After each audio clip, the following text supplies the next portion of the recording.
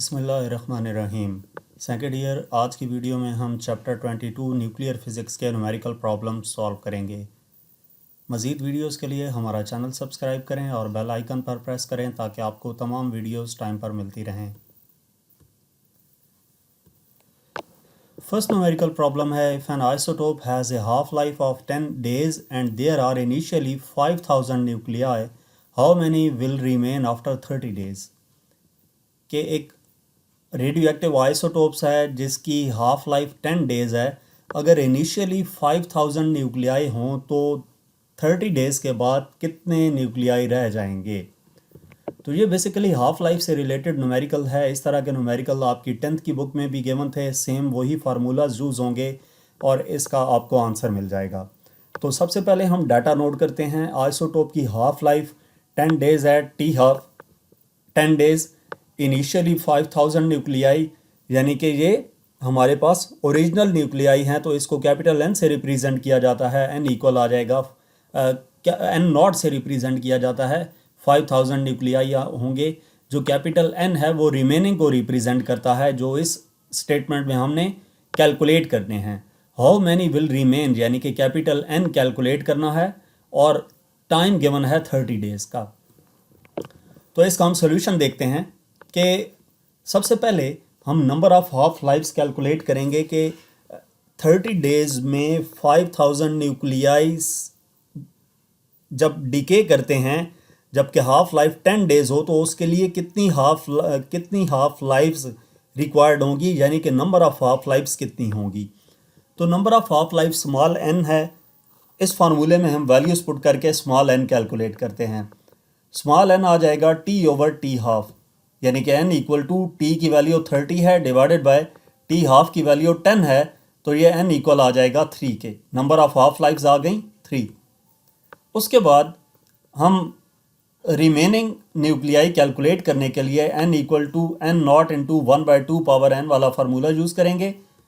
इसमें capital n remaining nuclei हैं, n naught original nuclei हैं और एन जो है वो नंबर ऑफ हाफ लाइफ्स हैं जो अभी हमने कैलकुलेट की थी 3।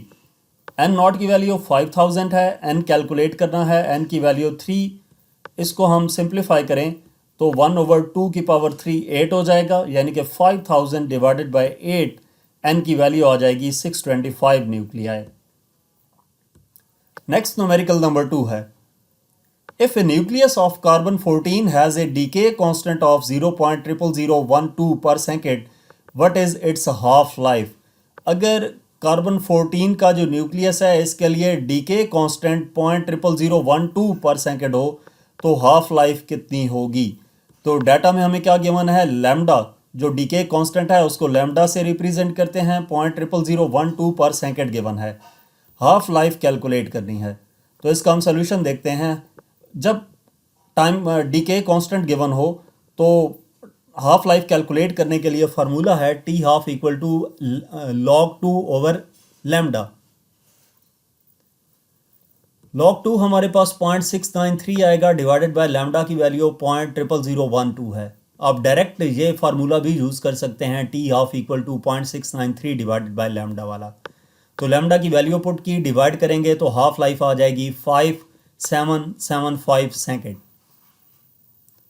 नेक्स्ट न्यूमेरिकल नंबर 3 है, what is energy released when A nucleus of U-235 undergoes fission and release 2 neutrons. कि एनर्जी कितनी रिलीज होगी जब U-235 न्यूक्लियस जो है वो फिजन रिएक्शन करता है और इसके नतीजे में 2 न्यूट्रॉन्स रिलीज होते हैं। तो डाटा हमारे पास क्या है, what is the energy released, E calculate करना है और हमें बताया गया है कि जो यूरेनियम 235 है फिजन रिएक्शन करता है जिसके नतीजे में 2 न्यूट्रॉन्स आते हैं। तो अगर यूरेनियम 235 को फिजन रिएक्शन करवाया जाए जिसमें एक न्यूट्रॉन साथ कंबाइन होता है तो उसके नतीजे में क्या होगा, बेरियम आएगा, क्रिप्टॉन प्लस 3 न्यूट्रॉन आएंगे और प्लस एनर्जी। लेकिन स्टेटमेंट में कहा गया है रिलीजेस 2 न्यूट्रॉन्स, तो ऐसा भी मुमकिन है कि यहाँ पे 2 न्यूट्रॉन्स हों।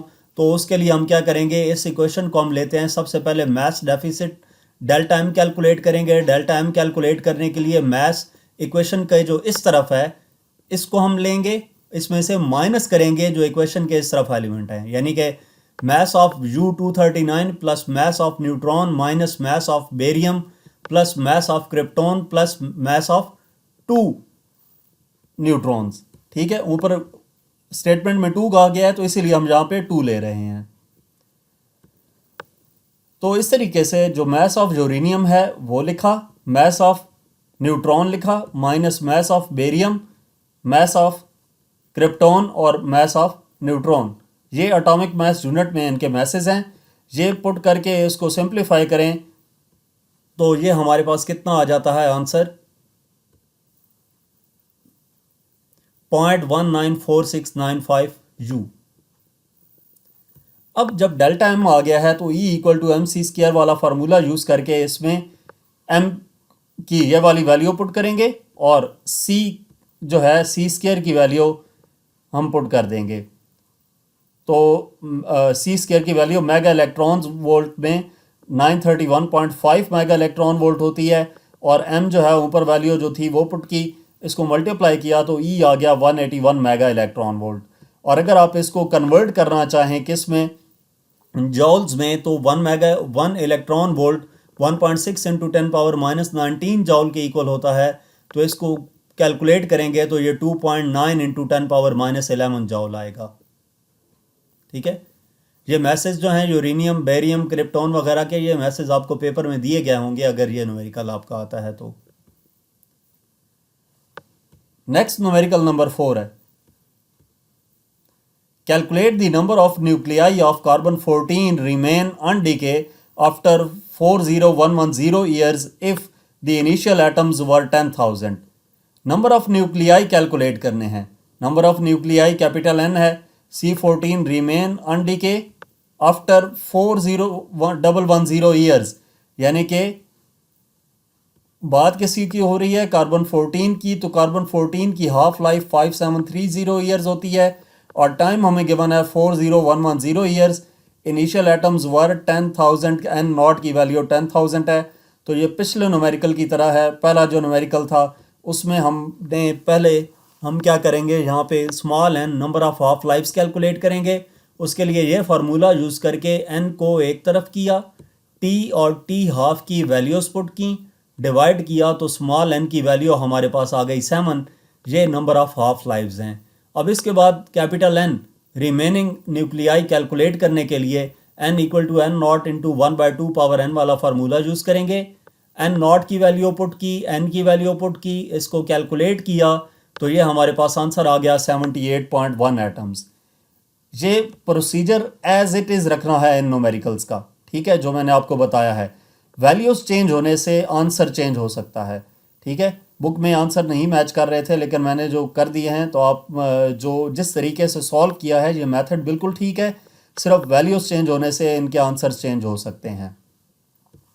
तो यहाँ तक हमारे पास इस चैप्टर के न्यूमेरिकल प्रॉब्लम्स थे। मज़ीद किसी भी चैप्टर के एक्सरसाइज सॉल्यूशंस, पास्ट पेपर्स की वीडियोस देखने के लिए या प्रैक्टिकल बेस्ड असेसमेंट की वीडियोस देखने के लिए आप हमारा यूट्यूब चैनल देख सकते हैं। Thank you.